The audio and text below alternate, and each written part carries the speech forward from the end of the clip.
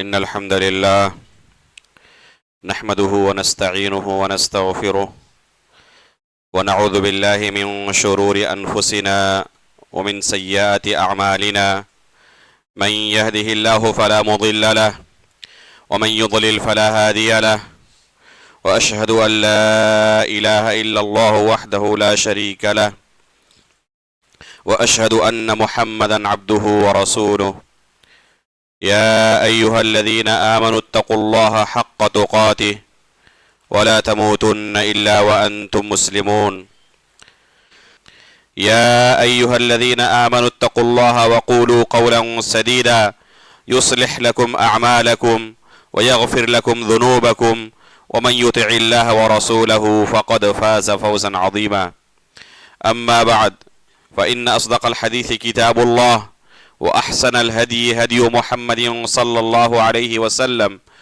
وشر الأمور محدثاتها وكل محدثة بدعة وكل بدعة ضلالة وكل ضلالة في النار. محترم و مکرم حاضرین جمعہ، بزرگوں، دوستوں اور اسلامی بھائیوں، اللہ رب العالمین نے نبی صلی اللہ علیہ وسلم کو دین حق دے کر مبعوث کیا تھا۔ نبی صلی اللہ علیہ وسلم اپنی طرف سے کوئی بات نہیں کہتے تھے، جو کچھ خبر دیتے تھے وہ اللہ کی طرف سے وحی ہوتی تھی۔ اس لیے آپ پائیں گے کہ نبی صلی اللہ علیہ وسلم نے اپنی زندگی میں بے شمار ایسی چیزوں کے بارے میں خبر دی ہے جو مستقبل میں واقع ہونے والی ہیں، ابھی واقع ہوئی نہیں ہے، مستقبل میں واقع ہونے والی ہیں، جنہیں ہم پیشین گوئی کہتے ہیں۔ بے شمار پیشین گوئیوں کے بارے میں نبی صلی اللہ علیہ وسلم نے اپنی زندگی کے اندر خبر دی ہے۔ چونکہ یہ اللہ رب العالمین کی طرف سے وحی ہوتی ہے، اس لیے اس میں ذرہ برابر بھی غلطی کا کوئی امکان نہیں رکھتا۔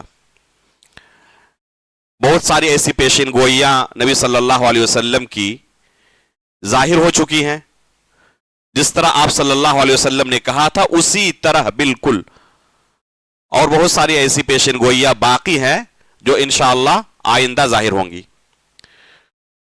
مثلا نبی صلی اللہ علیہ وسلم نے فاطمہ رضی اللہ تعالی عنہ کے متعلق یہ پیشین گوئی کی تھی کہ میرے خاندان میں سب سے پہلے فاطمہ رضی اللہ تعالی عنہ کی وفات ہوگی، چنانچہ ویسے ہی ہوا جیسے اللہ کے رسول نے خبر دی تھی۔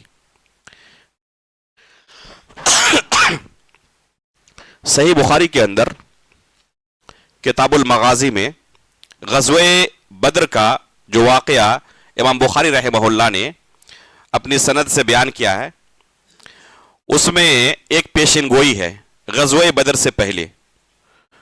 نبی صلی اللہ علیہ وسلم نے صحابہ اکرام کو غزوے سے پہلے خبر دے دی کہ آئندہ کل اس جگہ پر فلاں کفار کے سردار کی وفات ہوگی، اس جگہ پر فلاں شخص کو قتل کیا جائے گا، اس جگہ پر فلاں شخص کو قتل کیا جائے گا، نام لے کر اور جگہ کی تعین کے ساتھ آئندہ کل کون کہاں پر قتل کیا جائے گا اللہ کے رسول صلی اللہ علیہ وسلم نے ایک دن پہلے ہی خبر دے دی۔ صحیح بخاری کی روایت ہے، صحابہ اکرام فرماتے ہیں کہ جب جنگ ختم ہوئی ہم نے دیکھا کہ جن جگہوں کی تعین کے ساتھ، نام کی تعین کے ساتھ اللہ کے رسول نے خبر دی تھی، جنگ کے بعد سب وہیں پر مقتول پڑے ہوئے تھے، سب کو انہی جگہوں پر قتل کیا گیا تھا جن جگہوں کی اللہ کے رسول نے تعین کی تھی۔ تو اللہ کے رسول صلی اللہ علیہ وسلم کوئی خبر دے اور وہ خبر 100% سچ ثابت نہ ہو، یہ ممکن نہیں ہے۔ ہمارا اس پر ایمان ہے، ہمارا اس پر عقیدہ ہے کہ اللہ کے رسول نے اگر کسی چیز کی خبر دی ہے تو وہ خبر سچی ہے، اس خبر کو اسی طرح واقع ہونا ضروری ہے جس طرح اللہ کے رسول صلی اللہ علیہ وسلم نے بیان کیا ہے۔ نبی صلی اللہ علیہ وسلم کی بے شمار پیشین گوئیوں میں سے، بے شمار خبروں میں سے ایک پیشین گوئی یہ تھی کہ یہود 71 فرقوں کے اندر تقسیم ہو گئی تھی اور نصارہ 72 فرقوں کے اندر تقسیم ہو گئی تھی، اور عنقریب میری یہ امت محمدیہ 73 فرقوں کے اندر تقسیم ہو جائے گی۔ ان میں سے سب کے سب جہنمی ہیں वसतफ्तरिक़ु उम्मती हाज़िही अला 73 फ़िरक़ा कुल्लुहा फ़िन्नार इल्ला वाहिदा। 73 फिरकों के अंदर मेरी उम्मत तकसीम हो जाएगी, उनमें से सबके सब जहन्नमी हैं सिवाय एक फिरके की, एक जमात के। साहबा इकराम ने पूछा अल्लाह के रसूल वो कौन सी जमात है जो नजात पाने वाली जमात है? अल्लाह के रसूल ने फरमाया हुम मा काना अलैहि अना अल यौमा व अस्हाबी, आज मैं और मेरे सहाबा जिस रास्ते पर चल रहे हैं, जिस अकीदा व मनहज पर कायम है, जिस दीन पर अमल कर रहे हैं, जो भी इस दीन को मजबूती के साथ थामे रहेगा, इस अकीदा और मनहज को अपनाएगा, यही रास्ता उसका भी होगा जो मेरे और मेरे सहाबा इकराम का रास्ता है, तो वो नजात पाने वाली जमात में शामिल होगा। ये अल्लाह के रसूल सल्लल्लाहु अलैहि वसल्लम की पेशन गोई थी। जब अल्लाह के रसूल सल्लल्लाहु अलैहि वसल्लम सहाबा इकराम को इस दुनिया में छोड़कर जा रहे थे, उस वक्त सहाबा इकराम के दरमियान ऐसी कोई जमात नहीं थी दूसरी, सिर्फ एक ही जमात मौजूद थी, वो है सहाबा इकराम की जमात, सही अकीदा रखने वाली और सही मनहज पर चलने वाली जमात, जिस जमात के बारे में अल्लाह के रसूल सल्लल्लाहु अलैहि वसल्लम ने जन्नत की खुशखबरी दी है। लेकिन जैसे जैसे जमाना गुजरता गया, नबी सल्लल्लाहु अलैहि वसल्लम की ये पेशन गोई जाहिर होनी शुरू हुई, इस उम्मत के अंदर इफ्तिराक और इंतशार शुरू हुआ। ये अल्लाह रब्बुल आलमीन की शरीयत है, अल्लाह रब्बुल आलमीन की सुन्नत है कि इस तरह की चीजें आइंदा जाहिर होंगी, जिसकी खबर अल्लाह के रसूल ने अपनी जिंदगी में ही देती थी। चुनांचे अभी सहाबा इकराम का जमाना चल रहा है, सहाबा इकराम बाहयात हैं, किबारे सहाबा मौजूद है, और इस तरह के फितने सर उठाने शुरू कर दिए। सही मुस्लिम की पहली हदीस, उसके अंदर एक फितने का तज़किरा है जो कि सहाबा इकराम के जमाने में ही जाहिर हो चुका था। इमाम मुस्लिम रहमहुल्लाह ने अपने मुकद्दमे के बाद जब अपनी किताब की शुरुआत की है किताबुल ईमान से, तो जो पहली हदीस जिक्र की है, उसी पहली हदीस के अंदर एक फितने का तज़किरा है जो सहाबा इकराम की जिंदगी में ही जाहिर हो चुका था। चुनांचे हुमैद बिन अब्दुर्रहमान अल-हिमयरी और यहया बिन यामुर, ये दोनों ताबिईन में से हैं, ये बसरा के रहने वाले थे। फरमाते हैं कि हम दोनों बसरा से मक्का तशरीफ ले गए, या तो हज की नीयत से या उम्रे की नीयत से। शक के साथ कहते हैं कि या हज करने के लिए हम गए थे मक्का या उम्रे की नीयत से। हमारी ख्वाहिश थी कि काश यहां पर किसी सहाबी रसूल से मुलाकात हो जाए और हमारे इलाके में जो फितना जाहिर हुआ है, उस फितने के मुतालिक किसी सहाबी रसूल से हम दरियाफ्त कर लें कि इस मसले में सही कौल क्या है। ये एक नया कौल, एक नई राय, एक नया फितना जाहिर हुआ है, तो इस बारे में हमारे लिए शरीयत की तरफ से क्या रहनुमाई है। देखिए, वो खुद ताबीईन में से हैं, इसके बावजूद खुद फैसला नहीं कर रहे हैं। वहां से बसरा से लेकर मक्का तक की मसाफत आप गौर करें, कहां इराक और कहां अभी मौजूदा सऊदी अरब। उनकी ख्वाहिश क्या है कि किसी तरह किसी सहाबी रसूल से मुलाकात हो जाए और इस फितने के मुतालिक किसी सहाबी रसूल से शरीयत की रहनुमाई हमें मिल जाए कि इस बारे में शरीयत हमारी क्या रहनुमाई करती है। फरमाते हैं कि मस्जिद हराम के अंदर अब्दुल्ला बिन उमर रज़ियल्लाहु ताला अन्हु दाखिल हो रहे थे और हमने उनको पकड़ लिया।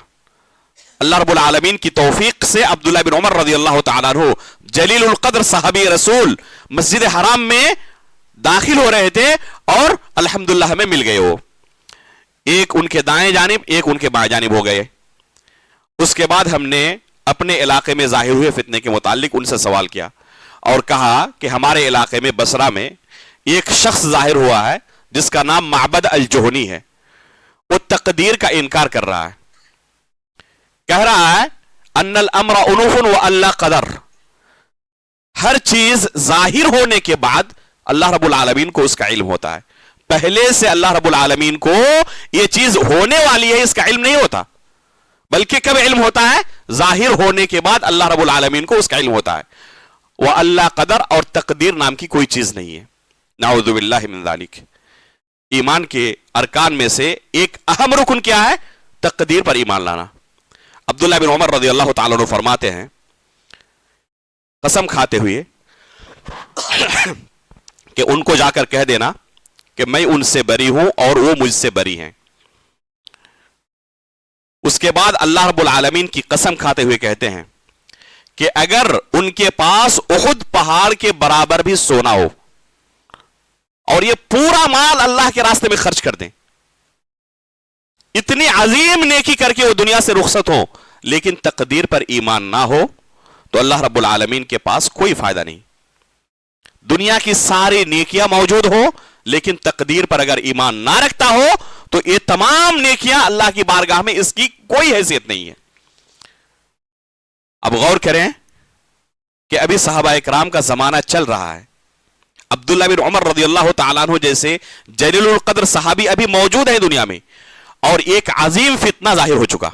اللہ کے رسول صلی اللہ علیہ وسلم نے جو پیشن گوئی کی تھی، جو خبر دی تھی، یہ ابھی چند سالوں کے اندر، ابھی 100 سال کا عرصہ بھی نہیں گزرا ہے، صحابہ اکرام دنیا میں موجود ہیں اور اتنا عظیم فتنہ ظاہر ہو چکا۔ تو اللہ کے رسول صلی اللہ علیہ وسلم نے جو پیشن گوئی کی تھی، جو خبر دی تھی، وہ خبر سچی ہے، اور اس کا ظہور صحابہ اکرام کی زندگی میں ہو چکا ہے، اور اس طرح کے فتنے قیامت تک ظاہر ہوتے رہیں گے۔ اس لیے ہمیں چاہیے کہ فتنوں کے موقع پر شریعت کی طرف سے جو رہنمائی ہے اسے مضبوطی کے ساتھ تھامے رہیں۔ چنانچہ تقدیر کے متعلق اسی حدیث کے اندر عبداللہ بن عمر رضی اللہ تعالیٰ عنہ نے بیان کیا کہ میں نے اپنے والد سے، یعنی عمر بن خطاب رضی اللہ عنہ، دوسرے خلیفہ راشد، ان سے سنا ہے، اور وہ مشہور حدیث بیان کی جو حدیث جبریل کے نام سے مشہور ہے، جس میں ہے کہ جبریل علیہ السلام نے اللہ کے رسول سے پوچھا کہ ایمان کیا ہے؟ تو اللہ کے رسول نے کیا فرمایا؟ ان تؤمن باللہ وملائکتہ وکتبہ ورسلہ والیوم الآخر وان تؤمن بالقدر خیرہ وشرہ۔ یہ ہے ایمان، یہ ہے انسان کا بنیادی عقیدہ۔ اگر کسی شخص کا ان ایمان کے ارکان میں سے کسی بھی رکن پر ایمان نہ رہے تو وہ شخص کامیاب نہیں ہو سکتا۔ دنیا کی تمام نیکیاں موجود ہوں، احد پہاڑ کے برابر بھی اگر سونا خرچ کر دے، احد پہاڑ کے برابر سونا خرچ کرنا، یہ آپ تصور کر سکتے ہیں احد پہاڑ کتنا لمبا ہے؟ اگر اس کو سونے کے اندر کنورٹ کیا جائے تو پوری دنیا کی دولت بھی اگر سونے میں کنورٹ کر دیا جائے تب بھی احد پہاڑ کے برابر سونا نہیں ہو سکتا۔ یعنی پوری دنیا کی دولت بھی اگر کوئی شخص خرچ کر دے تب بھی اگر ایمان کے ایک رکن پر کوئی شخص ایمان نہ رکھے تو دنیا کی پوری دولت خرچ کر کے بھی وہ اللہ رب العالمین کے پاس کامیاب نہیں ہو سکتا۔ یہ ہے ایمان کے ان ارکان پر اسی طرح ایمان لانے کا نتیجہ اور نہ لانے کا نتیجہ۔ اس لیے ہر شخص کو کم از کم یہ جو بنیادی مسائل ہیں دین کے، ان کو سیکھنے کی ضرورت ہے، اور خصوصاً فتنے کے دور میں شریعت کو مضبوطی کے ساتھ تھامے رہنے کی ضرورت ہے۔ کوئی شخص یہ نہیں کہہ سکتا کہ میں الحمدللہ ان فتنوں سے محفوظ ہوں۔ اللہ کے رسول صلی اللہ علیہ وسلم ایک حدیث کے اندر فرماتے ہیں ان السعید لمن جنب الفتن، وہ شخص بہت ہی نیک بخت ہے جو فتنوں سے محفوظ ہو گیا۔ بعض فتنے ایسے تھے جن کے بارے میں اللہ کے رسول صلی اللہ علیہ وسلم نے نام لے کر خبر دی ہے کہ اس طرح کے فتنوں سے تم بچنے کی کوشش کرنا۔ ان میں سے ایک فتنہ ہے دجال کا فتنہ، جس کے لیے ہر نماز میں ہم اللہ رب العالمین سے دعا کرتے ہیں۔ تشہد کے اندر اللہم انی اعوذ بک من فتنۃ المسیح الدجال، اللہ دجال کے فتنے سے ہمیں محفوظ رکھ۔ یہ دجال کا فتنہ ظاہر ہوگا جو یہ سب سے عظیم فتنہ ہوگا، اس کی پیشانی پر لکھا ہوا ہوگا کہ وہ کافر ہے۔ اس کے باوجود بہت سارے ایسے لوگ جو اپنے آپ کو اہل علم میں سے شمار کریں گے، مؤمنین میں سے شمار کریں گے، لیکن اس کے فتنے کے شکار ہو جائیں گے۔ اللہ کے رسول صلی اللہ علیہ وسلم نے ایک حدیث کے اندر بیان کیا ہے کہ دجال سے دور رہنا، اس کے قریب جانے کی کوشش نہ کرنا، اور پھر آگے کہا ہے کہ کچھ لوگ ایسے ہوں گے جو یہ گمان کر رہے ہوں گے، خوش فہمی کے اندر ہوں گے کہ میں دجال کے ساتھ مناظرہ کر کے اسے ہرا دوں گا، اور پھر وہ جائے گا اور پھر اسی فتنے کے اندر، اسی شبہے کے اندر گرفتار ہو جائے گا۔ اب غور کریں کہ یہ اتنا عظیم فتنہ ہے، اس کی پیشانی پر لکھا ہوا ہے کہ وہ کافر ہے، اس کے باوجود بھی بعض ایسے لوگ جو اہل ایمان میں سے ہوں گے لیکن وہ اس فتنے کے اندر داخل ہونے کی کوشش کریں گے تو نکل نہیں پائیں گے۔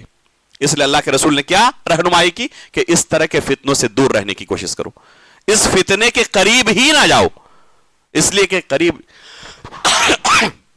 قریب جانے کے بعد اس کی کوئی گارنٹی نہیں ہے کہ آپ اس فتنے کے شکار نہ ہو جائیں۔ اس لیے شرعی رہنمائی یہ ہے کہ اس طرح کے تمام فتنوں سے انسان اپنے آپ کو بچا کر رکھے۔ ان سعیدہ لمن جنب الفتن، اس طرح کے فتنے آج انٹرنیٹ کے دور میں، سوشل میڈیا کے دور میں ہمارے آس پاس پھیلے ہوئے ہیں، منتشر ہے۔ انسان سوشل میڈیا میں، انٹرنیٹ میں داخل ہوتا ہے اور اس طرح کے شبہات کو پڑھتا ہے، اور کب کس فتنے کو وہ اچھا سمجھ کر اور یہ سمجھ کر کہ اس میں کوئی قباحت نہیں ہے قبول کر لیتا ہے، اور پھر اس کا اسیر بن جاتا ہے، پھر اس کی دعوت دینے لگتا ہے۔ اس لیے سلف صالحین نے رہنمائی کی ہے، بلکہ اس مسئلے میں سلف کے نزدیک کوئی اختلاف نہیں ہے بالاجماع کہ اس طرح کے گمراہ کن عقائد اور نظریات رکھنے والوں سے دور رہا کرو۔ بعد سلف صالحین سے منقول ہے، ان کے پاس منحرف افکار کے لوگ آتے اور کہتے کہ ہم آپ سے ایک جملہ کہنا چاہتے ہیں، ایک بات میری بس سن لیں، تو کہتے تھے کہ ایک حرف بھی آپ سے سننا ہمیں گوارا نہیں، اپنے کانوں میں انگلی ڈال لیتے، پتا نہیں کب کون سی بات آپ کی میرے دل کے اندر بیٹھ جائے اور پھر میں شبہے کا اور فتنے کا شکار ہو جاؤں۔ اس لیے ضروری ہے کہ اس طرح کے تمام راستوں کو بند کر دیا جائے اور انسان اپنے ایمان اور عقیدے کی حفاظت کرے، کیونکہ یہ سب سے بڑی نعمت ہے۔ اب غور کریں کہ صحابہ اکرام کے دور میں ہی اس طرح کے جب فتنے ظاہر ہوئے تو انہوں نے کیا کیا؟ ان کے ساتھ مناظرہ کرنے کی، یا ان کو قریب سے جاننے کی اور ان کے شبہات کو جانچنے اور پرکھنے کی کوشش کی، بلکہ دور رہنے کی تاکید کی کہ ان سے دور رہا جائے۔ چنانچہ تقدیر کے مسئلے میں خصوصی طور پر بہت سارے لوگ لا علمی کی وجہ سے سوشل میڈیا میں اس طرح کی چیزیں پڑھتے ہیں اور اس فتنے کے شکار ہو جاتے ہیں۔ عموماً ایمان کے جو ارکان ہیں، اس تعلق سے انسان کو بنیادی علم کا ہونا اور رکھنا ضروری ہے، تاکہ کم از کم اس دنیا سے جب وہ رخصت ہو تو ایمان کی حالت میں، مسلمان کی حالت میں رخصت ہو۔ اگر کسی شخص کے پاس بنیادی علم نہیں ہے تو دائرہ اسلام سے خارج ہو جائے گا۔ ایمان باللہ کے تعلق سے، ایمان بالرسول، ایمان بالملائکہ، ایمان بالیوم الآخر کے تعلق سے مراتب ہیں۔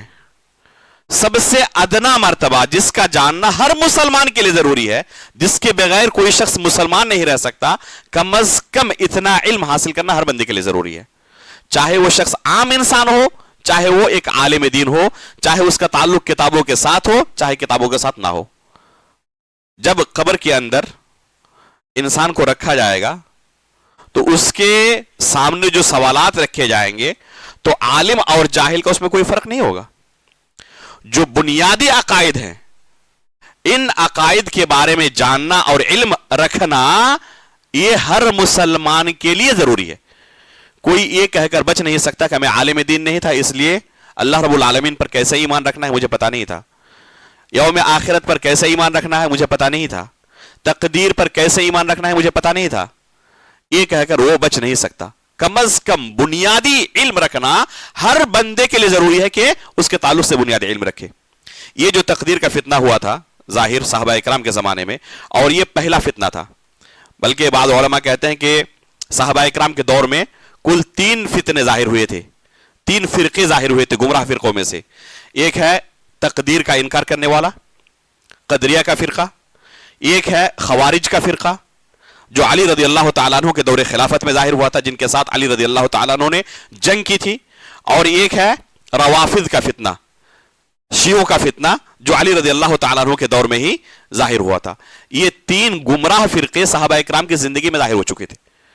ان میں سے صحیح مسلم کی اس پہلی روایت میں قدریہ کے فرقے کے بارے میں امام مسلم رحمہ اللہ نے بیان کیا ہے کہ یہ فتنہ صحابہ اکرام کی زندگی میں ظاہر ہو چکا تھا، جو کیا کہتے تھے ان الامر انوف واللہ قدر، کہ ہر چیز ظاہر ہونے کے بعد اللہ رب العالمین کو اس کا علم ہوتا ہے اور تقدیر نام کی کوئی چیز نہیں ہے۔ اب غور کریں کہ کتنا خطرناک جملہ ہے یہ، ان الامر انوف واللہ قدر، کہ ظاہر ہونے کے بعد اللہ رب العالمین کو اس کا علم ہوتا ہے. ایک شخص مثلا یہ مسجد بنی ہے, اس مسجد کے بننے سے پہلے اس کی کتنی پلاننگ ہوئی تھی, اس کی تخطیط ہوتی ہے, کس انجینئر کو بلائیں گے, کون سی زمین ہوگی, کتنا پیسہ خرچ ہوگا, کس شکل و صورت میں اس کو ہم بنائیں گے, اس کی پوری تخطیط کرنے کے بعد پھر اس میں انسان کام کرنا شروع کرتا ہے, اور پھر تخطیط کے بعد یہ چیز ظاہر ہوتی ہے. کیا یہ ممکن ہے کہ پہلے سے کوئی پلاننگ ہونا اور اچانک یہ کوئی چیز ظاہر ہو جائے؟ اگر اچانک ایسی کوئی چیز ظاہر ہو جائے تو اسے اس طرح متقن اور محکم انداز میں پورا کرنا ممکن نہیں ہوتا. اللہ رب العالمین کے لیے یہ کتنی توہین کی بات ہے یہ کہا جائے کہ اللہ رب العالمین کو کوئی چیز ہوگی اس کے بارے میں پہلے سے پتا ہی نہیں تھا, اور جب وہ چیز ہو گئی تب اللہ رب العالمین کو اس کا علم ہوا. ایک عام شخص کے لیے بھی کوئی شخص یہ کہنا گوارا نہیں کرتا کہ مثلا وہ کوئی کام کر رہا ہے تو بغیر کسی پلاننگ کے کر رہا تھا. یہ پاگل جو ہوتے ہیں وہ ایسے کام کرتے ہیں جن کی کوئی پلاننگ نہیں ہوتی ہے. ایک چھوٹا بچہ ہوتا ہے جو بغیر کسی پلاننگ کے کوئی کام کرتا ہے. جن کو بھی اللہ رب العالمین نے عقل کی نعمت سے نوازا ہے, کوئی بھی کام کرنے سے پہلے, جیسے ابھی آپ مسجد آئے ہیں تو اس سے پہلے آپ نے سوچا کہ مجھے جانا ہے فلاں جگہ آج خطبہ سننے کے لیے, تو کوئی بھی کام انسان کرتا ہے اس سے پہلے ارادہ کرتا ہے, سوچتا ہے, اس کے لیے پلاننگ کرتا ہے.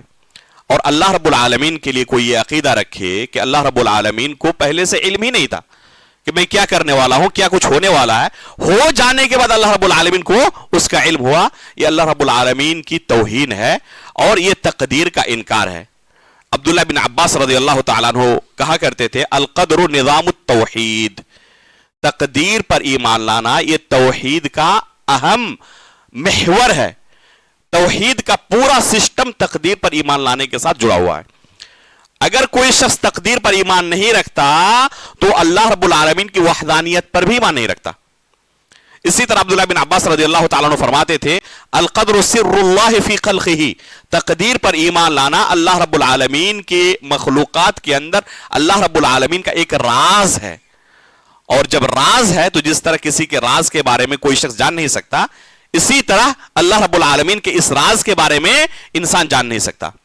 ہمیں جو حکم دیا گیا ہے وہ کیا ہے کہ تقدیر پر ہم ایمان رکھیں, چاہے وہ تقدیر اچھی ہو چاہے وہ تقدیر بری ہو. تقدیر پر ایمان لانے کے کل 4 مراتب ہیں. تقدیر پر ہم کیسے ایمان رکھ سکتے ہیں؟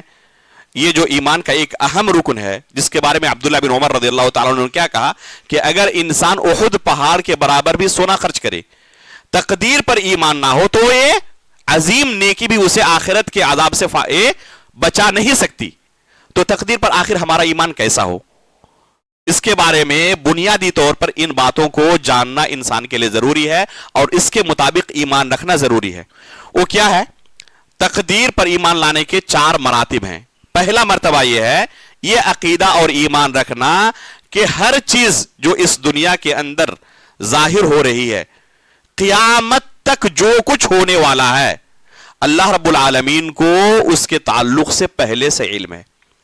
ان اللہ قد احاط بكل شيء علما, اللہ رب العالمین نے قرآن کریم کے اندر کہا ہے کہ ہر چیز کے بارے میں اللہ رب العالمین کا علم پہلے سے محیط ہے.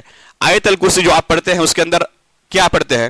اللہ لا الہ الا هو الحی القیوم لا تأخذه سنة ولا نوم له ما في السماوات وما في الارض من ذا الذي يشفع عنده الا باذنه يعلم ما بين ایدیہم وما خلفہم ولا یحیطون بشیء من علمہ. اللہ رب العالمین جو مستقبل میں ہونے والا ہے, جو ہو چکا ہے, ہر چیز کے بارے میں پہلے سے جانتے ہیں. اللہ رب العالمین کا علم ہر چیز کو محیط ہے, بلکہ مستقبل میں کوئی چیز ہونے والی ہے اس کے بارے میں, کیسے ہونے والی ہے اس کے بارے میں, یہاں تک کہ اگر ہونے والی تھی لیکن نہیں ہوئی, اگر ہوتی تو کیسے ہوتی, اس کے بارے میں اللہ رب العالمین کو علم ہے.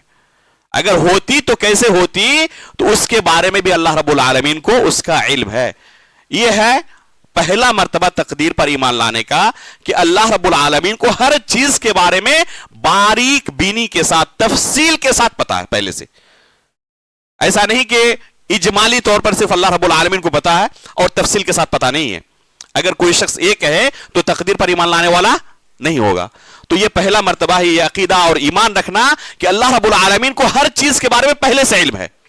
دوسرا مرتبہ یہ ہے کہ قیامت تک جو کچھ ہونے والا ہے، آسمان و زمین کی پیدائش سے 50,000 سال پہلے اللہ رب العالمین نے لوح محفوظ کے اندر اسے لکھ دیا ہے. جو کچھ ہونے والا ہے 50,000 سال پہلے اللہ رب العالمین نے لوح محفوظ کے اندر اسے لکھ دیا ہے. یہ ہے دوسرا مرتبہ. تیسرا مرتبہ یہ ہے کہ دنیا کے اندر جو کچھ بھی ہوتا ہے وہ اللہ رب العالمین کی مشیت کے تحت ہوتا ہے، اللہ رب العالمین کے ارادے کے تحت ہوتا ہے، چاہے وہ چیز اچھی ہو چاہے وہ چیز بری ہو. وما تشاؤون الا ان یشاء اللہ رب العالمین. اسی طرح اللہ رب العالمین نے کہا ہے فعال لما یرید، جو کچھ اللہ رب العالمین چاہتا ہے انجام دیتا ہے. وما تشاؤون الا ان یشاء اللہ رب العالمین. جو کچھ تم ارادہ کرتے ہو چاہتے وہ نہیں ہوتا، وہی ہوتا جو اللہ رب العالمین چاہتا ہے. تو اللہ رب العالمین کی مشیت کے تحت ہی ہر چیز انجام پاتی ہے. اللہ رب العالمین کا ارادہ دو طرح ہے، ایک ارادہ شرعیہ ہے اور ایک ارادہ کونیہ ہے. ارادہ کونیہ کا معنی یہ ہے کہ جو بھی چیز اس دنیا میں ہوتی ہے وہ اللہ کے ارادے سے ہوتی ہے، لیکن ضروری نہیں کہ اس سے اللہ رب العالمین راضی ہو. ایسا بھی ہو سکتا ہے کہ اس سے اللہ رب العالمین راضی ہو، ایسا بھی ہو سکتا ہے کہ اس سے اللہ رب العالمین راضی نہ ہو، اللہ رب العالمین اسے پسند نہ کرے. مثلا کوئی شخص جھوٹ بولتا ہے، کوئی غیبت کرتا ہے، کوئی چغلی کرتا ہے، کوئی قتل کرتا ہے، کوئی کفر کرتا ہے، یہ بھی اللہ رب العالمین کے ارادے اور اس کی مشیت سے ہو رہا ہے، لیکن اللہ رب العالمین اسے پسند نہیں کرتا. یہ ہے ارادہ کونیہ. اور ارادے کی دوسری قسم ارادہ شرعیہ. مثلا جو نیکی کے کام ہیں، نماز پڑھنا، تسبیح پڑھنا، قرآن کی تلاوت کرنا، صدقات و خیرات کرنا، یہ تمام نیک کام جو ہیں وہ اللہ رب العالمین کے ارادے سے ہو رہے ہیں اور ان کاموں کو اللہ رب العالمین پسند بھی کرتا ہے. تو ارادے کی دو قسمیں ہیں، ارادہ شرعیہ اور ارادہ کونیہ. اس لیے یہ لازم نہیں آتا کہ اللہ کے ارادے سے ہو رہا ہے تو اللہ رب العالمین اس سے راضی بھی ہوگا، یہ کوئی ضروری نہیں ہے. مثلا کفر یہ اللہ کے ارادے سے ہی بندہ کرتا ہے، ایسا نہیں کہ اللہ کے ارادے سے وہ خارج ہے، لیکن اس سے اللہ رب العالمین راضی نہیں ہوتا، اللہ رب العالمین اسے پسند نہیں کرتا. تو ہر چیز جو دنیا میں واقع ہوتی ہے وہ اللہ رب العالمین کے ارادے سے ہوتی ہے. چوتھا مرتبہ ہے کہ اللہ رب العالمین ہر چیز کا خالق ہے. واللہ خلقکم وما تعملون. اللہ رب العالمین نے تمہیں پیدا کیا ہے اور جو تم عمل کرتے ہو اسے بھی پیدا کیا ہے. اللہ رب العالمین ہمارا بھی خالق ہے اور ہمارے جو اعمال ہیں ان اعمال کا بھی خالق کون ہے؟ اللہ رب العالمین ہے. ایک گمراہ فرقہ پیدا ہوا تھا جن کا یہ عقیدہ تھا کہ ہمارے اعمال کا خالق اللہ رب العالمین نہیں ہے. امام بخاری رحمہ اللہ نے اس گمراہ فرقے پر رد کرتے ہوئے ایک عظیم کتاب تصنیف کی جس کا نام ہے خلق و افعال العباد. اس کے اندر کتاب و سنت کے دلائل سے ثابت کیا کہ ہمارا بھی خالق اللہ رب العالمین ہے اور ہمارے جو اعمال ہیں ان اعمال کا خالق بھی کون ہے؟ اللہ رب العالمین ہے. یہ تقدیر کے چار مراتب ہیں. اللہ رب العالمین کا علم پہلا مرتبہ ہے. دوسرا مرتبہ ہے اللہ رب العالمین نے ہر چیز کو پہلے سے لکھ دیا ہے لوح محفوظ کے اندر. تیسرا مرتبہ اللہ رب العالمین کے ارادے سے ہر چیز ہوتی ہے. اور چوتھا مرتبہ کیا ہے؟ چوتھا مرتبہ ہے کہ ہر چیز کا خالق اللہ رب العالمین ہے. اگر کسی بندے کا ایمان اس طرح رہے تقدیر پر تو وہ کیا مانا جائے گا کہ اللہ رب العالمین کی تقدیر پر ایمان لانے والا ہے، چاہے وہ اچھی تقدیر ہو چاہے وہ بری تقدیر ہو. اگر اس کے برخلاف کسی کا عقیدہ ہو تو تقدیر پر اس کا ایمان نہیں ہے. اور تقدیر پر اگر ایمان نہ ہو تو چاہے وہ لاکھ نیکیاں کرے، احد پہاڑ کے برابر بھی سونا خرچ کرے، اللہ رب العالمین کے عذاب سے نجات نہیں پا سکتا. اللہ رب العالمین سے ہم دعا کرتے ہیں کہ اللہ رب العالمین دین کے ان مسائل کو، ان بنیادی مسائل کو ہمیں سیکھنے اور اسی کے مطابق اپنی زندگی گزارنے کی توفیق عطا فرمائے. آمین. تقبل رب العالمین وصلی اللہ علی نبینا محمد.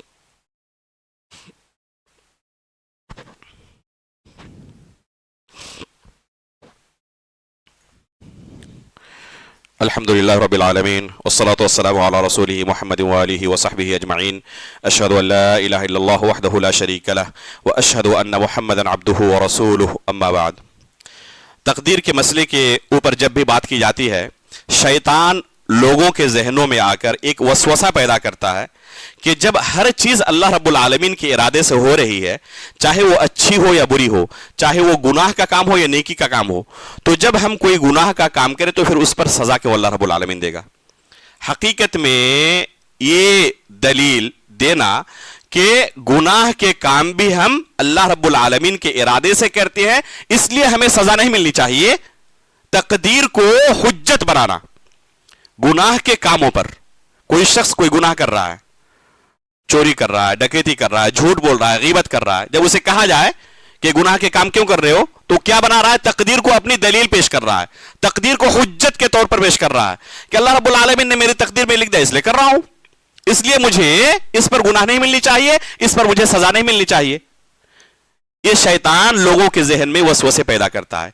हकीकत में ये दलील कि तकदीर को अपनी हुज्जत के तौर पर पेश करना और ये कहना कि अल्लाह ने मेरी तकदीर में लिखा है इसलिए मैंने किया है, ये ना अक्लन काबिल कबूल है, ना शरई तौर पर ये काबिल कबूल है, बल्कि वो शख्स खुद अपनी अमली जिंदगी के अंदर इस दलील को कबूल नहीं कर सकता।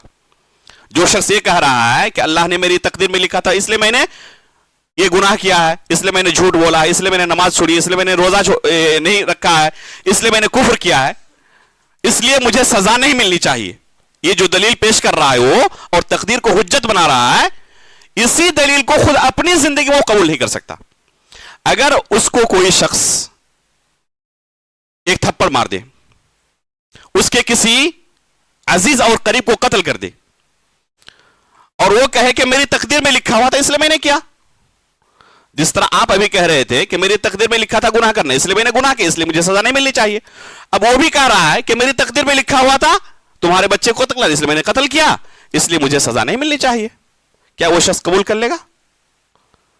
दुनिया का कोई शख्स इस दलील को अपने खिलाफ कबूल नहीं करेगा, हालांकि इसी दलील को अल्लाह के खिलाफ वो पेश कर रहा है और कह रहा है कि इसकी बिना पर मुझे सजा नहीं मिलनी चाहिए।